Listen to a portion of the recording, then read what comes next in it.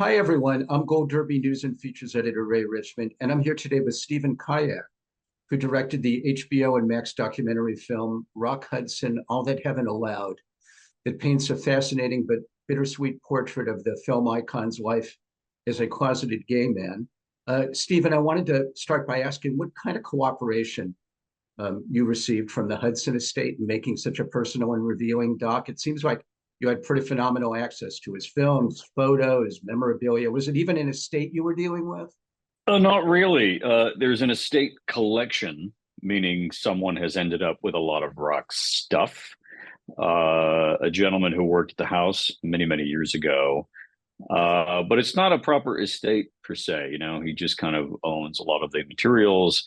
Photos, the personal photos, I think, were of great interest.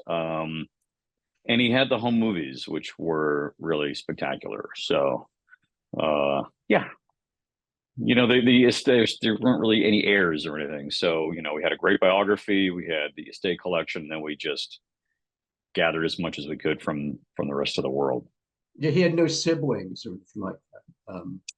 There's a half sister somewhere, but there was no real family connections. He really was kind of on his own with his chosen family of other gay guys. So, Right. Mind you, it isn't newsworthy to note that Rock Hudson was queer, obviously, but the tone is so matter of fact, and to see so many of Rock's lovers and friends sharing these tender and sometimes salacious anecdotes about him is actually kind of heartwarming. it's not that salacious. I No, slightly if you do your salacious. research, if you do your research, they get much saltier.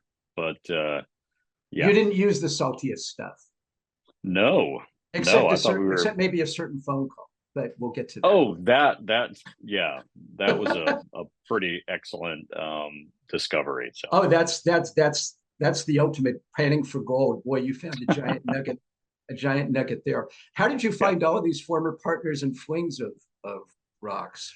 Well, we had a great partner in Mark Griffin who wrote the excellent biography about rock, All That Heaven Allows, who really paved the way for us, introduced us to a lot of people, and then those people would maybe suggest others.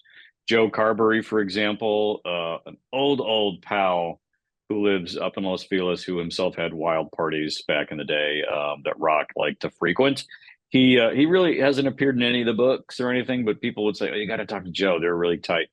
And yeah, we grabbed him. 80 something years old with two new hips, active as could be. A really great hang with Joe and his husband. So yeah, it was revelatory finding all these connections and friends and stuff.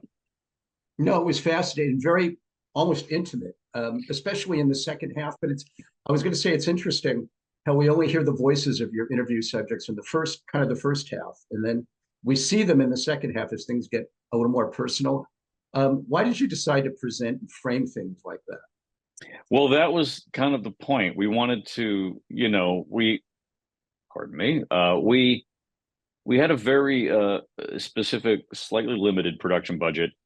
So the decision was made to film just a cross section of friends, lovers, wingman, co-stars, just these gay men who were in his life that really form this sort of generational arc, right? You've got guys who give you the pre-Stonewall life of Rock and his friends, all the way to the other side of the AIDS crisis. So it was this really nice arc of interviews, and we wanted to just be very specific about this is who you're going to see because this will reveal Rock's personal inner world, and everyone else just sort of floats in the periphery in a way, or is there to be more of a historical account where these people were really on the inside. It's really sort of sad that he sort of departed life uh, before there was so much greater acceptance of his being able to come out. You wonder if he would have come out, had this all happened, say, 10 years later. Yeah, we Or always wonder. I mean, it's like the speculative questions are so hard to answer. I mean, with that one, you tend to think not in a way, given how he lived his life. why did Why did he feel, I mean, I guess that was just ingrained in him. Why did he feel that he had to hold so tight to that, even when he was dying of AIDS, that he didn't feel that he could simply be on, even when there was nothing else to hide, or seemingly because he was passing away soon. He he still wouldn't, pull the curtain open. Yeah, it was generational, you know. I mean, this is somebody who came of age in the studio system, you know what I mean? Like his entire life was about protecting the inner world and projecting something to his public. You know, he was working right up until the end, you know, so he never stopped being that public figure. And it just was never part of his DNA. You know, Armistead Muffin in the film says, you know, he tried to explain to him that they could create a plan where he could come out and Armistead would know how to help him and how to frame it and to get that news into the public's eye in a way that would do some good. And he just never went for it. Armistead is Maupin is actually really fascinating in the film. You used him, I think, just exactly the right amount. Uh, but at the same time, Stephen, it's really clear how skilled Rock was at compartmentalizing his two lives, as matinee idol and closeted gay man, and that he didn't seem at all crushed by the fact that he was forced to hide his sexuality from the world. He seemed to accept it pretty matter-of-factly. Am I reading that correctly? Oh yeah. Yeah. Again, like I said, like so I feel like for some of those guys, it just, there wasn't, they didn't think that there was an option or they didn't care that there was an option to be out. Like, what would they gain from it? You know, these guys were, I mean, he was in any case, you know, protected by his privilege, his wealth and fame uh, and he was conservative. He was a conservative. He was a bit of a square, you know. I mean, this wasn't someone who was turned on by the new politics of gay liberation. It was just like it was like it was happening in another world. Yeah, he really wasn't. He really wasn't any pushing for, as you say, for gay liberation, as it used to be called, or gay rights. Um, it's interesting, though. You're right. He was a product of the studio system, and he was a product of the fact that you simply didn't do that. That you simply had to hide in order to survive. The comparison I would make is was Merv Griffin, who I worked with. Mm, I worked on his show as a talent coordinator and segment wow. producer in the mid-'80s. And famously, when he passed, I wrote something about his being a closeted gay man and why he couldn't come out. And it all crap hit the fan at the time. Yeah. Yeah. When I did come out with that, even though it wasn't about being salacious, it was simply about stating a fact. And are we mature enough to handle that today? And the truth was, it didn't seem like we were quite old enough, quite mature enough to handle it back when that happened, when Merv passed. So, as liberated as we seem to think we are in Hollywood, that isn't always, we don't always behave that, you True. know? True. True. Um, Well, yeah, Armistead Muffin got a lot of crap for kind of like outing Rock.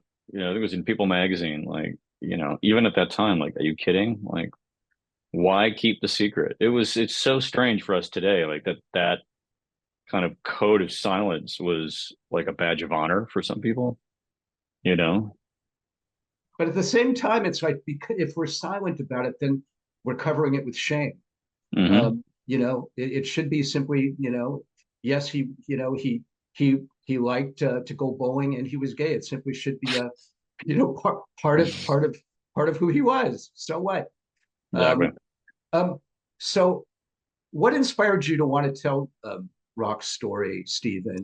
I mean, the way you did, and how come? Why now? Well, you know, it's one of those cases where a producer has developed something and asks you if you'd like to do it. And it's just brilliant timing, you know. It was people I'd worked with before and they had arranged to access the estate collection. So it just, and there was this new book. I mean, it was all like just perfect timing. I mean, why now? It was a great story to tell anytime. But you know, I've always said that you know, we see this terrible backslide right now, and of you know, of our rights, and we're on the defensive again as a community, right? So, these films, they're not big, bold statements of activism in some way, but it's visibility and it's historical reckoning, and I think every little bit helps. And I think histories of HIV and AIDS, that history itself, if it doesn't get retold and kind of restated, people tend to forget the historical realities behind it. And his story just runs headlong into it, and it's an important historical fulcrum right there. That 1985 is a very interesting period to examine. And then you see the reaction of the administration at the time, how complicit Reagan was in kind of refusing to help. And all of that combines to just put the focus on that part of the story through a really personal story. So, Yeah, it angered me all over again, to watch yeah, your movie, yeah. Stephen, to see the Reagan administration's response and Nancy Reagan's in particular, purportedly a friend, Hmm. turning their back on him. And it reminded me, though, just what a big deal it was to learn in 1985 that Rock was dying of AIDS. I mean, in Hmm. hindsight, how significant was that in terms of generating empathy and facing that stigma head on? Yeah, exactly. And it was for them a wasted opportunity. But that's the other thing, is that Rock Hudson effect. It's everything that happened on the other side of it that really wasn't his doing per se, but because it was him. And again, people probably forget how significant he was in the culture, even in the 80s. It had a huge impact. One of my favorite interviews, Bill Misenheimer, right? He was the head of AIDS Project LA. He could really speak to the real world impact on their fundraising, on awareness, on the way it helped them get money and, sympathy for the cause that helped people directly, on the ground, people that needed food and medicine and care, all that stuff. It really blew up. So yeah, just all around a fascinating story. And then you wrap it around this Hollywood history of these great movies and some not so great movies, but he made a lot of movies, Yes, and he did, it's and quite a legacy. some really crappy ones too. But yes, Mm. um, I like the way, actually, what did you feel you could do differently, Stephen, from what Mark Rappaport did in his 1992 documentary, Rock Hudson's Home Movies? It seems like Oh, you I love that. kind of built on what he did by taking the clips from Rock's movies and that feel almost like coded language for his queerness. It's Yeah, very, very clever. you had to do it. I mean, he's already laid down the thesis, and you can't get around it. And you're not going to not use some of those amazing clips. But what we tried to do, I mean, that is very much an essay with a very specific point of view. It has an actor pretending to be Rock, playing Rock, not the greatest actor in the world. But he, and it's a monologue. It's very cool, and it goes so deep in finding the codes and hidden symbols that create a thesis about his queerness being right there for the taking in a lot of these films. So it gives you a really good guide through some of that material. But what we also saw is that repeated viewings and a more forensic approach could find pieces of the films that spoke to almost anything in his life. I mean, when you make that many films, we're talking about over 60 something features, TV shows, etc., a little piece of each of them, like you're going to find something that reflects almost any aspect of his life, from divorce to sex to his whatever it is, a family life, all that stuff. It's all in there. Is wonderful to dig through, and we could have just kept going and going and going. There are films I wanted to recut entirely. If you look at Gun Fury, which is garbage, you could create a gay love triangle out of the movie, and it would be hilarious. There are so many editorial tricks and things buried in those films. It's a fun project. Is it just coincidental that there was so much there, or do you think that Rock had some awareness that he was sort of sort of nudging and winking at people while he was Well, the thing doing is, it. it's not just rock. The thing is, if you look at any of those films, they're so coded anyway. They had to be. God, somebody showed me a clip. I'm gonna forget it. I think it's Monty Cliff, and oh God, it's not uh John Wayne. Who is it? Anyway, there's just, especially in the westerns, you get so many great, crazy phallic symbols flying around. Um, it's everywhere. It's everywhere. And you just have to curate it and find the right pieces. But there comes a point, obviously, in the '60s with Pillow Talk when they really are leaning hard on it to a point where you think you have to be aware of this, right? The classic Ross Hunter, who was the producer of that movie, his whole theory was like, well, if we put it out there so blatantly, like people can't possibly think he's serious, right? That's the hiding in plain sight. Like he's going to joke about being gay in a movie with Doris Day. Why would he do that if he was straight or you know what I mean? It's like it just boggles the mind how they kept doing it and getting away with it. Yeah. But you wonder when you get to seconds. I mean, it literally is a bizarre X-ray of his psyche. And Ileana Douglas told me that Frankenheimer didn't see it at all. He wanted Burt Lancaster in the role, and they're like, "Oh, it's not about rock," like, come on, it's like Really. it's too obvious. But So obviously, everyone from Doris Day on down that he was with knew about the fact that he was gay, I'm sure. So there was, to some degree, you didn't really get into this, but there really was seemingly a little bit of a conspiracy of silence supporting it. true. Well, I mean, that's the thing. Again, it goes back to the kind of the ethics of the day. One didn't speak of those things, right? And there is an aspect of it. Mark Griffin gets into it a little more in the book, in that there was such goodwill around him. He was notoriously the nicest man in Hollywood, right? Very generous, um, from the director down to the PAs. Like everyone really adored him, and I think that built up another layer of protection around him. If he was kind of someone people wanted to get, they maybe would have been less generous. But um, yeah, just a nice guy. Why would they want to out him? Yeah, it really does come across how sweet and genuine and kind he is. And you're right. I'm sure everyone then there's, when people are like that, you want to protect them. But I have to bring up the phone call, Stephen. Oh my Mm, God. The call that you have in the film that someone recorded brilliant. of Rock trying to set up a friend for a tryst, like he's pimping. I just kept thinking, this can't be what I think I'm hearing. Who would have Yeah, recorded it? What a gold mine for you. gold mine. It was one of those very like 11th hour discoveries. It was in some collection in some library, box of cassettes. Someone who had worked in Hollywood. We thought maybe they're interviews. Maybe he was an amateur journalist. And why haven't we digitized these yet? And we rushed it. And we had this one cassette that was just labeled Rock Hudson. And we got the file, and I'm listening. I'm like, hey, this is not an interview. I think these are blackmail tapes, or it was someone who just recorded all their phone calls. And he was just a friend of Rock's who helped facilitate encounters, sometimes at his house. Yeah, it's pretty jaw dropping. It's just magnificent. Oh, we had to put it in. It's like you find something like that, and you just think, are we crossing a line? Maybe, or maybe we're just going right up to it.